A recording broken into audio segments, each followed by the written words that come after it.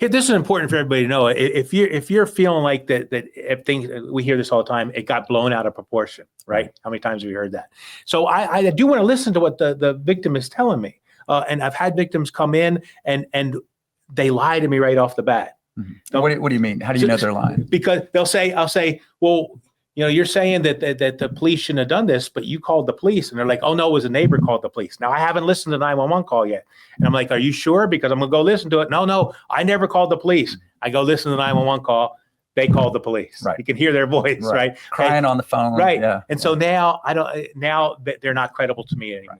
Right. Okay. And so now they have much less effect. Like what they want to see happen has much less influence on me. Right. Okay. So don't lie to people when you're trying to be honest about it, and you have a better chance. I've had victims sit down with me. I actually had a victim once say, I am not afraid of my boyfriend.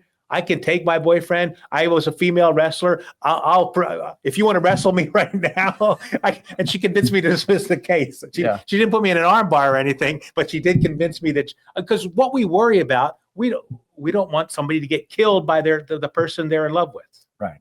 Okay. Right. And we never know which are the cases that are like really dangerous and which are the cases that it's got blown out of proportion. We have no magic way of knowing. You don't know what the dynamic is in that household. All we can do is look at the facts of this particular case and see how bad it is. Mm-hmm.